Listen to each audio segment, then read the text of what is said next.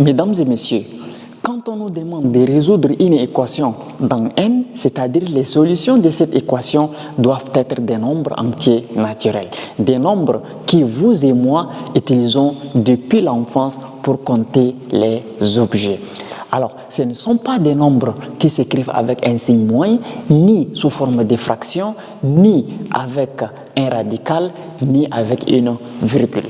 Nous avons ici une équation dont on nous demande de résoudre dans n. Il s'agit de l'équation x moins 5 factoriel qui est égale à 6 factoriel, 7 factoriel. Pour résoudre cette équation, on a d'abord besoin d'éliminer les symboles des factoriels. Mais on ne peut pas éliminer factoriel ici avec factoriel des deux côtés. Il faut d'abord transformer les 6 factoriels, 7 factoriel là, en un seul nombre qui a factoriel. Un seul factoriel, et là on peut éliminer les factoriels de ce côté et de l'autre côté afin de pouvoir résoudre notre équation. Donc recopions d'abord l'équation. Nous avons ici x moins 5 factoriel qui est égal à 6 factoriel, 7 factoriel. Donc 6 factoriel c'est égal à 6 fois 5 fois 4 fois 3 fois 2 fois 1. Maintenant 7 factoriel c'est 7 fois 6 fois 5 fois 4 fois 3 fois 2 fois 1. Alors, on va arranger tous ces nombres-là de manière à ce qu'ils s'écrivent avec un seul factoriel. Maintenant, qu'est-ce que nous allons faire? Écrivons d'abord le plus grand nombre ici. Le plus grand, c'est 7. Donc, je l'écris ici, 7. Après, c'est 6 fois 5 fois 4 fois 3 fois 2 fois 1. Maintenant, les nombres que nous n'avons pas réécrits ici, c'est le 6, le 5, le 4, le 3, le 2 et le 1. Maintenant, réfléchissons un peu. Bien avant le 7, c'est-à-dire bien après le 7, il y a quel est le nombre qui est plus grand que le 7? Nous avons 8. Donc, utilisons 1, 2, 3, 4, 5, 6 là pour former 8. Donc, c'est-à-dire je dois utiliser le 4 avec le 2.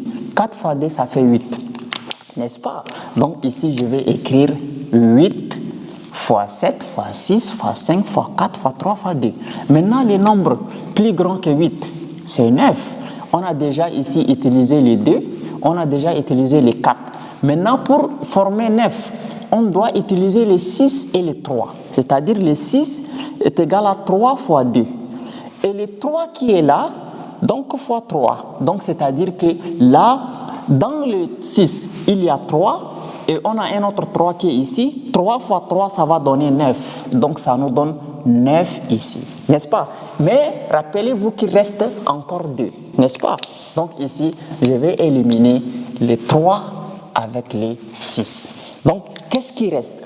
Il reste ici 2 et ici, il reste 5. Vous savez que 2 fois 5 donne 10. Et le nombre qui vient juste après le 9, c'est 10. Donc 10.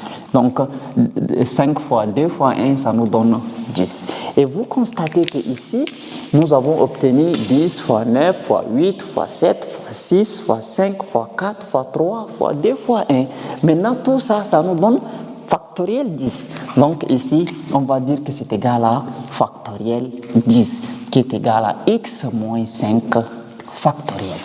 Bien, maintenant ici, je vais éliminer les factoriels, il n'y a pas de problème. Donc je vais avoir x moins 5 qui est égal à 10. Maintenant, je vais déplacer les moins 5 de ce côté, donc je vais avoir x qui est égal à 10 plus 5, ce qui veut dire x qui est égal à 15.